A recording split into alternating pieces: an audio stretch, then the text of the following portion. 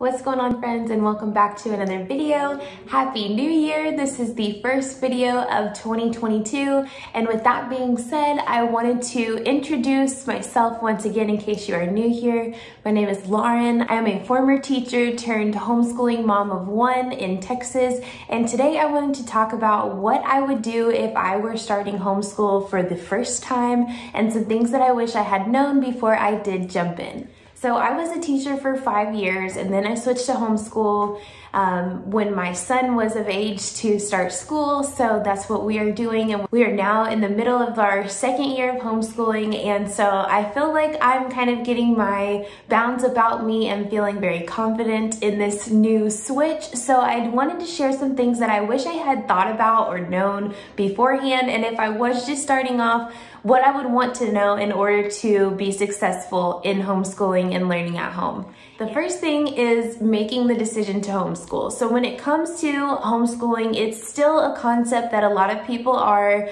second guessing about, or they might be a little uneasy to make the decision and jump right in for a number of reasons. But it is very important that if you decide to homeschool and you make that choice for your children and for your family, that you move forward with confidence. So the first thing would be homeschool and decide to do it with confidence regardless of anyone else's opinion or their thoughts, because if you are making that choice and you see that something fit for your children and for your family, go forward with it. Don't let someone sway your opinion or your decision just based on their feelings about it, but have the confidence and the persistence to move forward and do it and figure it out in a way that works for you and for your family.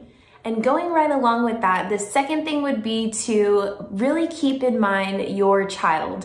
Base everything with homeschooling around your child's mindset and their interests, their needs, and what you want their educational experience to be. That should be what sets the pace, what sets the tone, and what ultimately sets the intentions that go along behind homeschooling. Should be all about your child, and then that kind of encompasses everything that you'll need to continue propelling your success in your journey when it comes to homeschooling. Continuously remember that it's about them and about their experience. Sometimes your experience is not going to look like someone else's. Sometimes it might, but don't be discouraged if it doesn't, and don't be afraid to go down a path that's a little less traveled or try something out that you haven't really seen a lot of people do, because that might be exactly what works for your family and speaks to your child the best.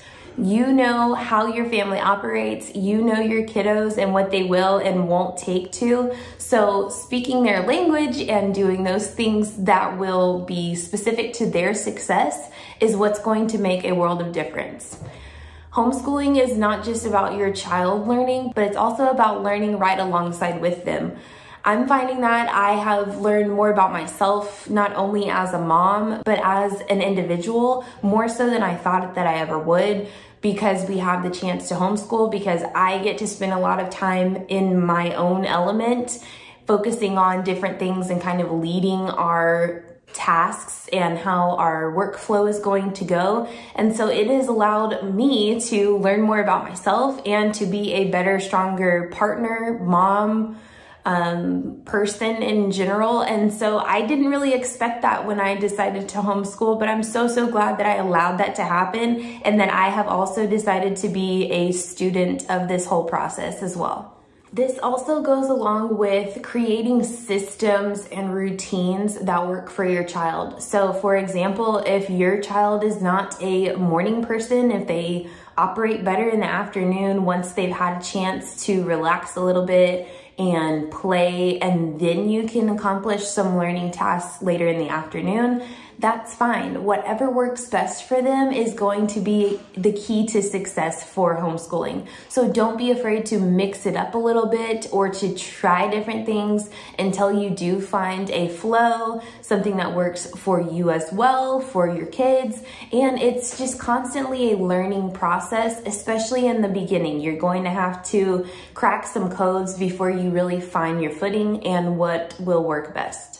Okay, the next thing that I would say is to find a support group that really speaks to you. So if you are seeing that someone on Instagram or on TikTok or even right here on YouTube has, a lot of people following them and many different families that are doing exactly what that person is suggesting or saying, but you're not finding that those processes really work for you or work for your kids, it's okay to not fall into that. It is okay if those are not your people. Find the people who do speak to what you're trying to do, who are like-minded, who have the same desires and values for their family and for their kids, so that you can get some inspiration from those people. Not to say that you have to follow them, exactly word for word and task for task and lesson for lesson, but to have someone that you feel like speaks your same language and that you can really relate to helps to feel confident and more successful and comfortable in the homeschooling journey. This can just be anybody in your community. It can be on social media. And I think that oftentimes it's a little isolating to feel like you are homeschooling when all of these other people have their kids in public school. And it can even be a little bit defeating when you find that you're, up against a rock and a hard place some days, or when you're not feeling as motivated. So to find a support group, people that you can really ask questions to and trust with their opinions, is going to make a world of difference, and it will keep you motivated to just keep chugging along when it does get difficult, or if it does get difficult. But you can also reach out to them for that support. There are many different groups that are available, like on Facebook, for instance, that may be in your area that have different activities going on and events, and it will be a great outlet not only for your children to find other friends and like-minded folks too, but also for you.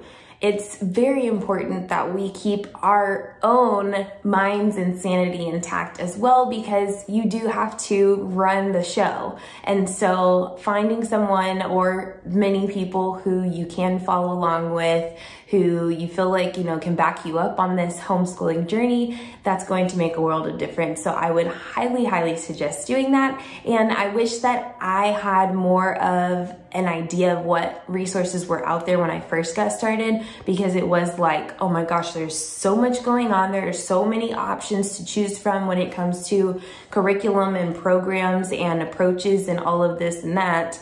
But sometimes it's really just finding the people, the groups, and the resources that are out there that really speak your own language that can make the world of difference. Okay, and the last thing, it's probably going to be the least spoken about, but the most important, because not only is this something that is going to happen just in life in general, but especially as you are starting out with anything new, not just homeschooling, but with anything, there's a learning curve, of course. So don't be afraid to fail. Don't be afraid to adjust. And that would be the fifth thing that I would tell you if I was just getting started.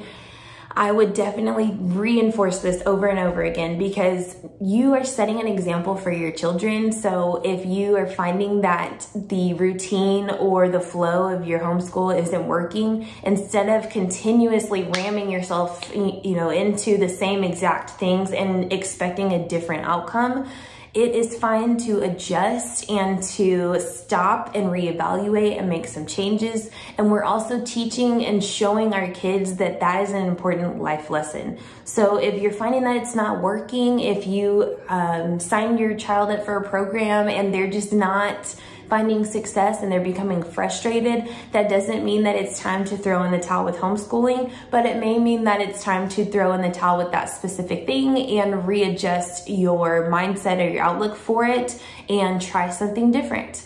That is one of the big reasons why I have decided to create our own curriculum, so that I do have the freedom to change and adjust as I need to, and it doesn't become frustrating for my child, because we have just an open field to run through when it comes to how we're going to learn different things and what we want to learn and when we want to learn it, etc., etc. So I would highly, highly, highly suggest that you reinforce this not only with yourself, but also be transparent with your kids whenever it does happen that you need to stop and readjust.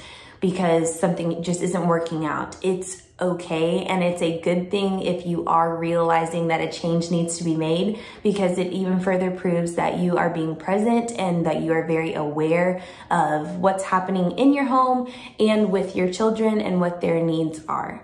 Homeschooling is not just for your kids, it's for the whole family. Like I said before, we should be learning right alongside them and not being afraid to fail and make mistakes, because that's what life is about. It's not about being perfect. It's not about, getting it right the first time. So don't be afraid to make those mistakes, learn from them, and come up with a different approach to things. And you will just find that your experience is so much sweeter because of that, if you have a just different mindset for those types of things, because they're going to happen, but it's perfectly fine. So those are the things that I would tell myself if I were just starting out homeschooling fresh with no experience or any kind of framework of where to go and what to do. Those different things will definitely start you off on a good foot. I hope that you have fun and that you really take this experience and this opportunity by the horns and enjoy it. Your kids will too, and ultimately this is going to be one of the best decisions that you have made. I wish you so much luck and thank you for watching. If you have not subscribed already, be sure to do that so you don't miss another video, and I will see you in the next one.